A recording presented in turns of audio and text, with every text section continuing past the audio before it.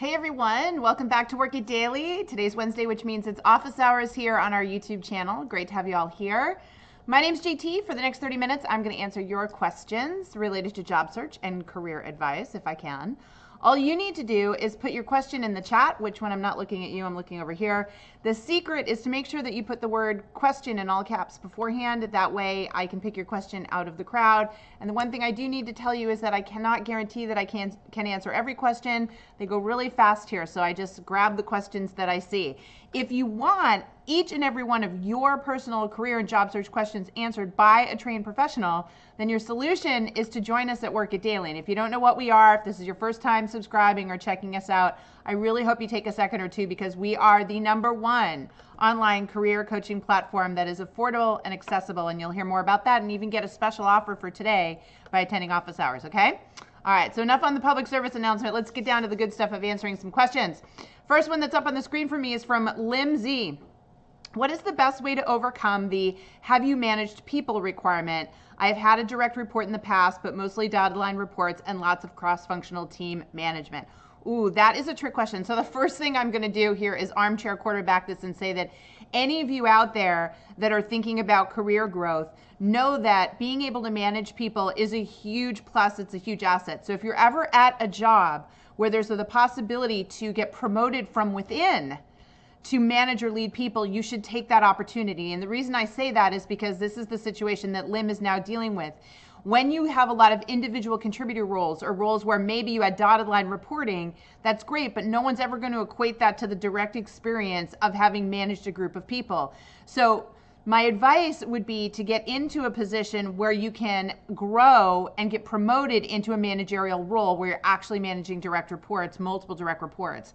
That is by far the easiest and cleanest way to do this. But if you can't, if you're really trying to make the switch right now, you're going to have to try to exemplify real great experiences where it was the equivalent to managing a group of people. And I want you to think about the common challenges that employers face. So one thing that you should know is if you're applying for these jobs, it's a management role, you're going to ask questions like, what are some of the typical challenges that managers face in this job? Or what qualities are you looking for in a manager for this particular role? When you ask those clarifying questions, the employer is going to explain to you exactly what comes up in that workplace. And then hopefully you can pull experiences from your own past and tie them to them. So an example might be, we need a manager who's really good with conflict resolution. We have a lot of situations where employees are, have different points of view and we need them to all get on the same page. Okay, so they've explained the problem. Now what you can do is go back and say, well, I haven't managed a large group of people. I was responsible for a group of customers that would have a lot of problems, and here's how I would solve those conflicts. Or, I was the head of a project team, and while the people weren't my direct reports, there were times where one project member and another didn't agree. This is how I would work through it. By focusing on the conflict resolution as the source of the problem, you're taking the emphasis off the fact that you don't have that direct management experience and proving that you have the skill that the employer was seeking all along. So to recap, ideally your situation should be to get into an organization and get promoted into a management role. When you cannot do that and you're trying to break into management, you're going to have to do a lot of clarifying, a lot of questioning of the employer to find out the aspects or the traits of management that are most important to them in the role, and then try to pull experiences from your own past and tie them to them to validate the fact that in spite of that direct management experience, you actually do have those skills, okay? All right, wish you luck on that. Good luck. Next question's from Mia. Hey, Mia, it says, do I need to customize my resume and cover letters for each online job I apply to? I find myself rewriting my resume and cover letters. So the answer to that is kind of, sort of. What do I mean by that? So if you are a member of our program, Mia, we have a very clear-cut resume tutorial and cover letter tutorial that you go through, and you essentially create a master resume and a master cover letter. Once you have these, you will customize them for each job you apply to, but not the entire thing. In the case of the resume, we have a very specific section called the top fold, where we show you how to customize the headline and the key skill sets and information in that top fold so that the first 6 seconds that a recruiter or hiring manager is looking at the resume, they're seeing what they need to see to screen you in instead of screen you out. Same thing with the cover letter. In our experience, it's that first paragraph of the cover letter that gets customized from a storytelling standpoint, and then the rest of it is oftentimes the same. Now, once members of our program have figured out how to do this, it's not very hard to customize, and you actually enjoy it because you know that the rate of return, the chances that people are going to respond to you is even higher because you're already working with 2 documents that we've helped you create that are truly dynamic. So the answer is yes, but it shouldn't be as much as you're mentioning here. There shouldn't be a full rewrite every single time you're applying. If you've done your resume and your cover letter correctly, it's just minor edits to tightly match you to the job that you're applying to. Okay? All right. Let's see. Comment from Jeffrey. Let's see. Is it right to walk away from a meeting when your boss humiliates you in front of your workmates because of poor performance? So I think the question, Jeffrey, is, walking away in the middle of the meeting is, essentially you being disrespectful to the process. Now, you might say, my boss is being disrespectful to me because he humiliated me in a meeting, but let's remember, you're being paid to do a job. So this is where my advice is not going to be all that welcomed. You're being paid to do a job. Your boss has chosen to let you know that you didn't do your job correctly, okay? You don't like the way your boss is presenting this information. I get it. I wouldn't either. It's embarrassing. But this is a situation that you need to fix. So instead of saying, why me? Why is this happening to me? This isn't fair. Let's focus on what you can do to fix the problem. I would say you sit through the meeting. You're polite, you're quiet, right? But then you set a meeting with your boss and you sit down and say, I really didn't like being publicly humiliated in front of the team.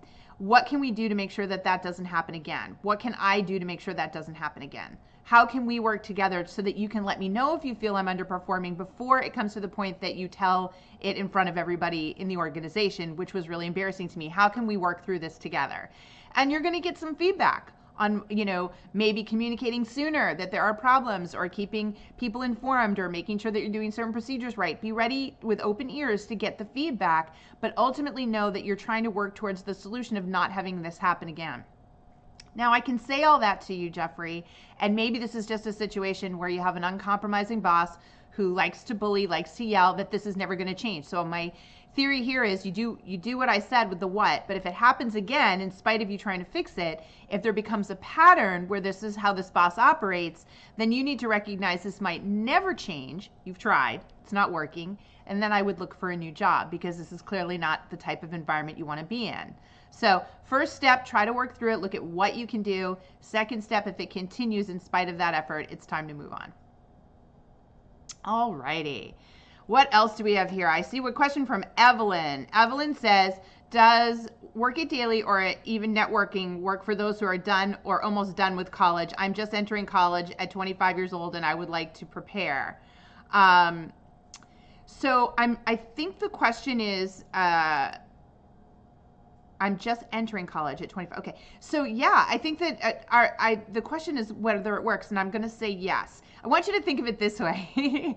College, no college, before college, after college, during college. School teaches you everything except how to get a job and build a career.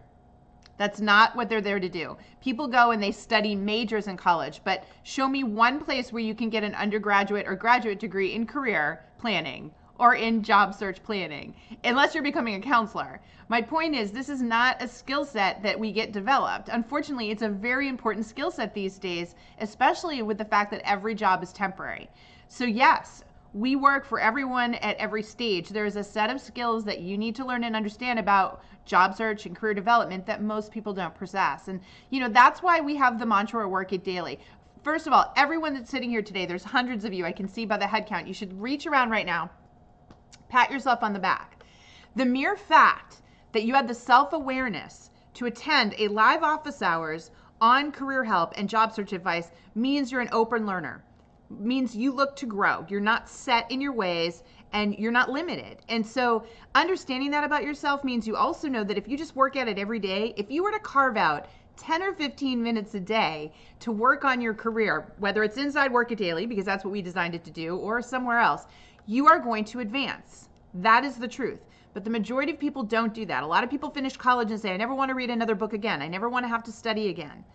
It doesn't work that way, folks. If you want to grow at anything in your life, you have to work it daily. It's called habits. And so, yes, the answer is we can help you, but more importantly, the message I want everyone to get here is that by working it daily, you can make anything happen. You can achieve almost anything because most people give up. And that's really the big difference. Okay, let's see. Miss Blue Ocean says, should I include a job on my resume that lasted only 3 months? I voluntarily resigned due to unethical business practices taking place. Thank you. Ooh, great question. So a couple things you need to know about that. If you worked at a company 3 months, then they would show up on a background check. So if you're in an industry or applied at jobs where they do background checks, then it's going to come up that you got a W-2 and that you worked at that employer for 3 months. And there's nothing worse than getting all the way through the hiring process and they say it's just pending the background check, and all of a sudden the hiring manager says, you said that you weren't working, but you were at this place for 3 months. What happened? Now, no matter what, you look at fault. Plain and simple. HR is immediately going to assume you have something to hide because you did. You hid something. So my honest advice is to put it on there. I would say you were there 3 months. I would list the accomplishments that you've got using the format that we teach inside Work It Daily. And I think when they ask why you were there 3 months, you find the right, polite, high road way to say, you know, I got there and it turned out to not be what I thought it was going to be. And I knew the right thing to do was to not stay. I didn't want them to continue to train me. I didn't want them to continue to invest in me when I knew that I could not stay there long term. And as hard as it was to quit a job, because that's an income, I just knew for my own sake that I needed to do that. It was a powerful lesson. And I think the thing you need to know is that when you share that you quit a job, folks, it's very important that you explain why it will never happen again.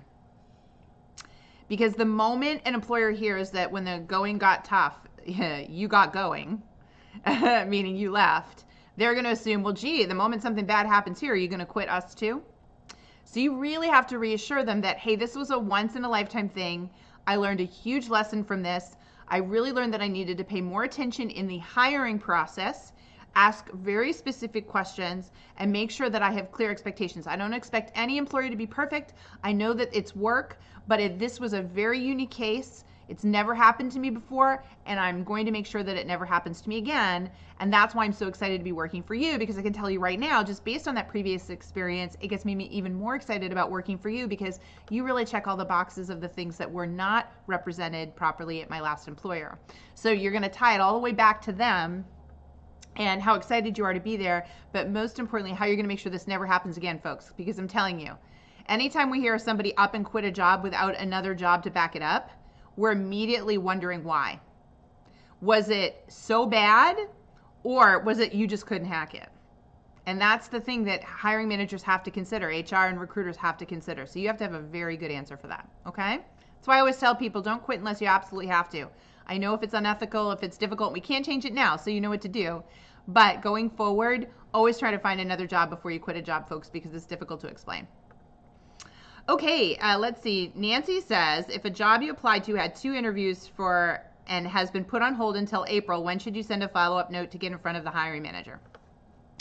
So if they tell you that it's been put on hold until April, I would wait until mid-April. You want to give them some time to work through it. If you literally say, it's April 3rd, let me check in, a little too eager. And Nancy, I think the fact that you came here and asked first means you knew that your gut instinct told you that might be too soon. Trust that gut instinct. It was the right instinct. You want to wait till midway through the month, and then you can check in and see. And it's just a simple email. And a little extra bonus advice here, Nancy. What I would do is not lead with, hey, I'm just checking in to see if the job's still available. That's a little too eager. Instead, what I would do is add value.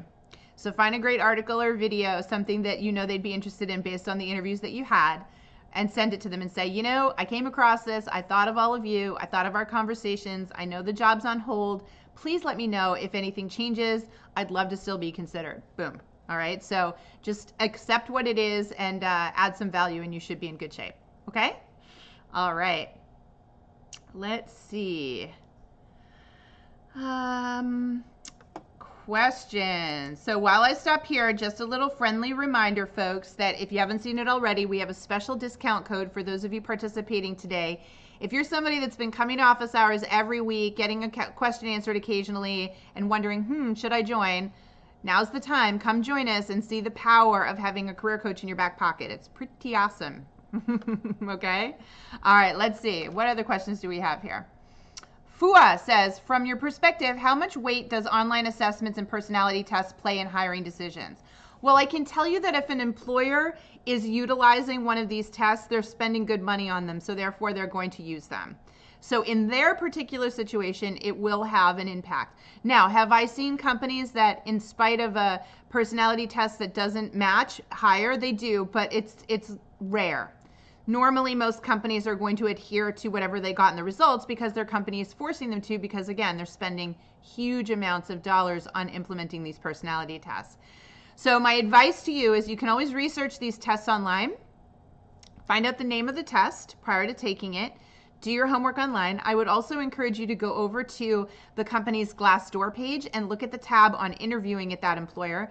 Lots of times people will tell you all about the test and whether or not they passed it and what kind of impact it had on them getting hired. That's also going to give you a lot of insight into that personality test and how to do it. And then, my last bit of advice is to be careful with those tests. They're looking for extremes. So I tell people, answer from the employer's perspective. What do you think the employer would want to hear? Be self-aware. That's the most important thing you can do in those tests, okay? And if you're right and it's a match, great. If not, then it wasn't meant to be. Okay. Great questions today, team. Great questions. B. Farber, hello, says, I had to voluntarily resign after 10 months. Any feedback on constructing the answer? You've been at the job longer. So if you had to voluntarily resign after 10 months, you're going to want to be able to explain why you chose to resign. So plain and simple, because they're going to want to be able to do a reference check and you're going to want those answers to sync up. So one thing I would tell you is, if you haven't already, is have someone do a reference check on the employer and find out what they're saying when people call in and do a reference check on you. And that way you can make sure that your answer is consistent with theirs. So you're going to explain why you resigned. You want to be able to articulate what they're going to say when people call. And you've got to talk about how you've grown through the experience. Once again, experience, learn, and grow. I feel like we harp on that all the time here, but it is a model that is proven and works. And you'll learn it if you do our interview prep, which is literally like stealing the hiring manager's playbook, I'm telling you. If you haven't taken our interview prep course inside Work It Daily, it's a must do. In it, we walk you through the most common questions you're going to get and how you craft these experience, learn, and grow answers. So, Bonnie, you're going to talk about why you were there for 10 months, what led to you deciding to voluntarily resign, what you learned from the experience, and how you're going to make sure it never happens again. That's the thing every hiring manager wants to hear, folks. They want to hear how you're going to make sure that that doesn't happen to them. They don't want you voluntarily quitting on them, so talk about what you've learned to make sure that won't happen. Okay? All right, great question. Darren's asking a question. How lengthy should a LinkedIn headline be? Should you max the 120 character max with a listing of skills? Darren, yes, absolutely. I don't think I can reinforce this enough to people. There are over 660 million people now on LinkedIn, probably close to 700 million. The way the LinkedIn algorithm works is very similar to searching on any other internet platform. It's using keywords and this concept of keyword density. So some people say, oh, it's not true, but it's the best way for me to describe it. So if I am looking for somebody with skills in digital marketing and I want them to live in Anchorage, Alaska, I will go into LinkedIn and use the recruiting software tool, which recruiters are spending about 10 grand a year on. And I'll put in Anchorage, Alaska, and I'll put in digital marketing.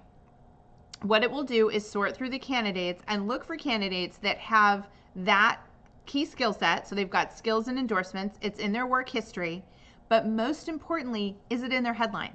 If it is in their headline, they will rank higher in the search results, because in LinkedIn's algorithm's mind, the fact that you put it in your headline means it's pretty darn important to you.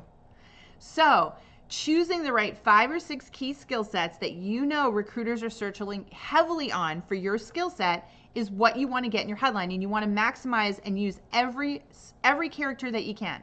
I encourage everyone to do. And you want to do that with a vertical line divider in between. Now, the other thing, which you didn't ask about, Darren, but I want to mention it, and it's some research that we're doing here within our executive program, is hashtags. So hashtagging has become something new on LinkedIn. You can search on hashtags. You can follow hashtags on LinkedIn. And so for some of you, there's a real opportunity to hashtag certain key skill sets, not necessarily all throughout your headline. You're not going to do all hashtags in your headline. but there might be 1 or 2 key skill sets that you want to hashtag in the headline, or at the very least in your summary. And if you follow our summary process inside, we have a LinkedIn tutorial inside Work It Daily, and we teach you how to write a very short, succinct summary with a list of key skill sets. You could hashtag there. You could also increase the chances that you show up in more search results, which the more search results you show up in, the more popular we are. It just kind of feeds on itself. So in addition to maximizing your headline, Darren, I'm also going to suggest that you start to explore hashtagging some of those key skill sets for improved searchability on your LinkedIn profile. Okay? All right, great question. Whew. Let's see here. Sinna says, after 20 years of working for the same company, I was made redundant and now would like to start contracting. However, it all seems contracts go through to those with a history of contract work. What do I do? Oh, that's a great question.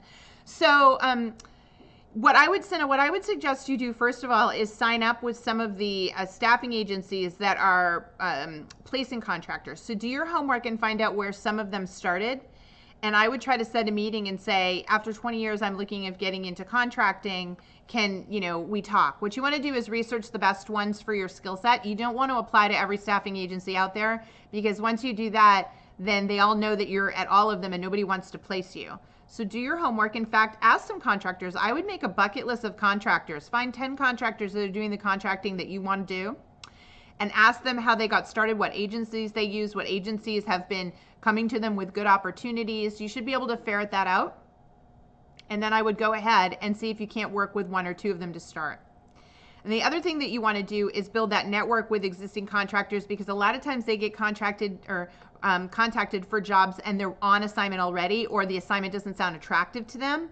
But if they know that you're looking to break into contracting, they'd probably throw it your way, because it really helps them to be able to help that customer out so that the customer thinks of them again in the future. So I would definitely look at that as well. And then lastly, there are some websites out there that you can check out. So obviously freelance.com's been around for a long time. You can check them out. And also there's a company called remote.com. And full disclosure, I've actually advised that company prior to it being remote. The folks that now run it, I advised their company. So I can't, say good or bad things either way, other than they're out there and they're another resource for you to check out for remote contract work. Okay? But don't give up. It's just a matter of breaking in, and for you, it's about networking with actual contractors and with the staffing agencies that place them in order to get that first gig. And then once you do, your problem is solved. All right. Momo Ed. I love that. Actually, I used to call my daughter Momo when she was a little kid. Should you include your CEs and certifications from LinkedIn Learning on your profile? Sure, why not? Absolutely. I think there are people that search for that. Do I think it should go in your headline? No. Can it go in your summary? Sure. But there's a very specific way that you do that. You put the certifications in there in a list format. And also they have a section for certifications that you could add in there. So I would definitely do that. They're great things. I just wouldn't make them front and center and lead with them, because they have credibility, but not as much credibility, say, as a degree or practical work experience in your area of expertise. Okay. Lola says, with recent interviews, I've found that interviewers explaining the company history. Is this becoming a common trend? I always do my research beforehand. So I think it's more the fact that most hiring managers don't know how to interview, Lola, to be honest with you.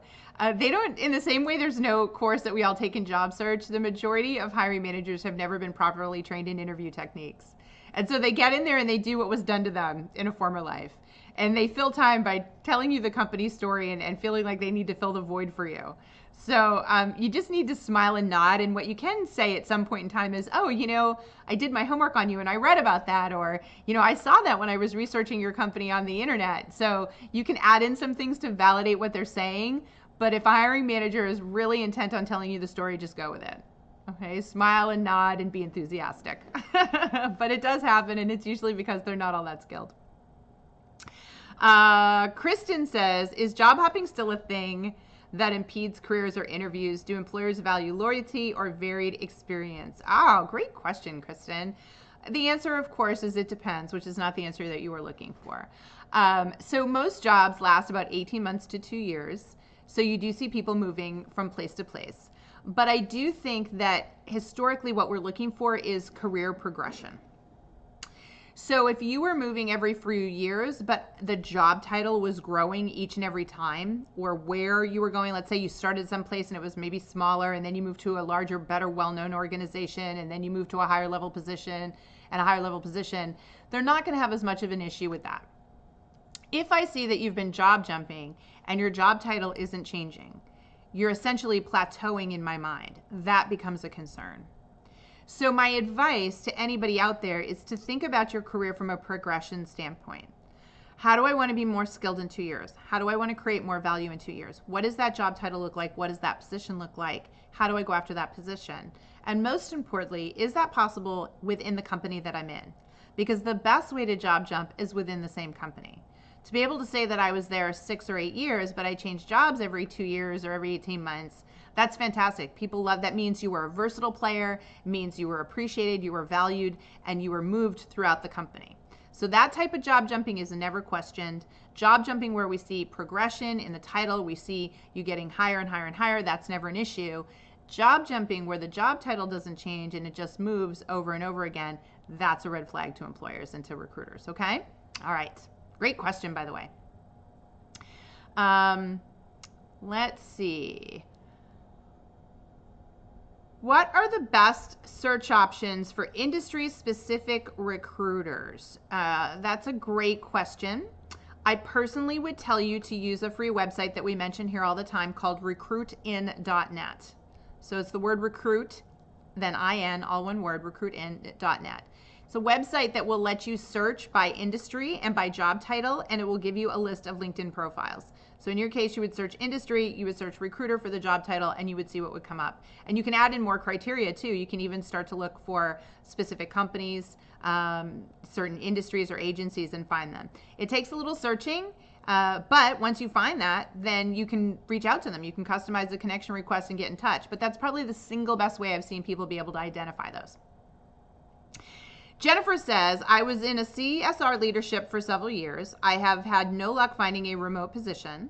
I keep getting looked over despite having my resume professionally written. Where am I going wrong? Okay.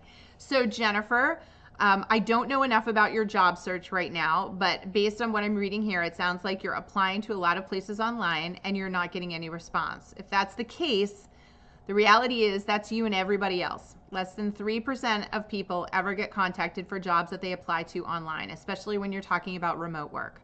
All of those jobs are gotten via networking.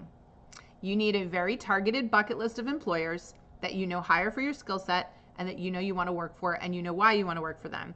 And some specific reasons why. Not because they've got great benefits or you heard they're a wonderful place to work, but because you respect and admire the work that they're doing and can really talk to it from a knowledgeable standpoint.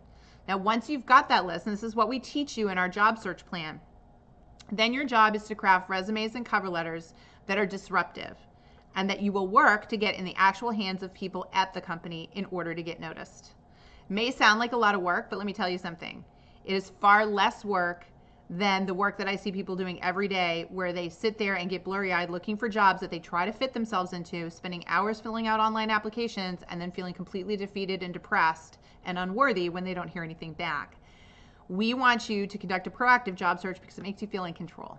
It gives you power. And more importantly, it lets you get a job at your dream company. I mean, every single day, we have people inside our program saying, I just landed an interview. I was just told it's the best cover letter they'd ever read. I just got my dream job at a bucket list employer. This is the kind of stuff we hear every day in Work It Daily. It's fantastic. And the reason isn't us. I would love to say it's us. It isn't. It's the fact that the folks that use us are taking control of their job search. So my friend, you are worthy, you are valuable, you are talented. It is your process that is not working. It is not you, it is your process. And so you really got to disrupt your process and use the techniques that are going to get you in front of the right people. Okay? All right. Deirdre says, my position was eliminated in December. What is an employer going to think of the fact that it has been 3 months and I still haven't found a job? Well, Deirdre, I don't know where you're located, but a couple of statistics to consider. The average job search in America is about 9 months, and that's generally because people don't know how to job search, just so you know.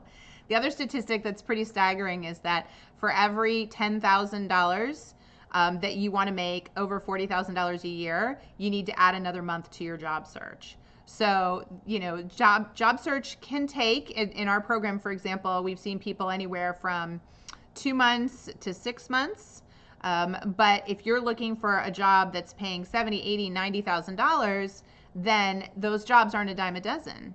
And so you have to factor in that it's going to take longer to find them. So 3 months doesn't seem like a long time at all to me. And I can tell you that recruiters don't look at that either.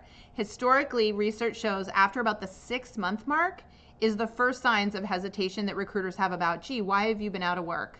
And after 9 months, then it starts to become a lot more questions around why do you think it's taking you so long to find a job?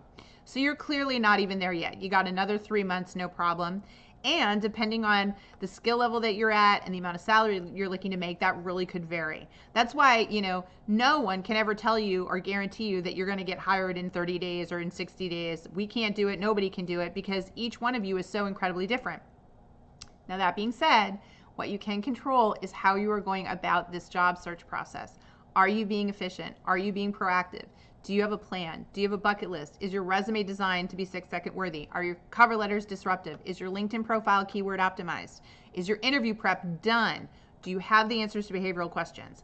See what I mean about job search as a skill and we're not taught to do it? There are some serious components here. And the sooner you get on top of all those components, the more efficient you can be, which can reduce the time it takes you to find that position. Okay? So I hope that helps. There's a lot of moving parts there, but we control what we can control. And that's what we're all about at Work It Daily. Okay? All right, team, I'm sorry. I can't believe it's gone so fast here. If we didn't get to all the questions, you know what to do. Come join us. Come join us and get your questions answered. No problems. Otherwise, you can always come back next week and post your question, and hopefully it'll get answered. I really enjoyed spending the last 30 minutes with all of you. As always, great questions. Look, keep at it. Work it daily. Don't give up. You've got this. All right? You can do this. I know that you can, and I really hope that we see you inside the program because that's our favorite place to be. That's for sure, helping all of you. Okay? All right, everyone. So great. Have a great rest of the week. Always awesome to be with you. Take care, okay? Bye, everyone.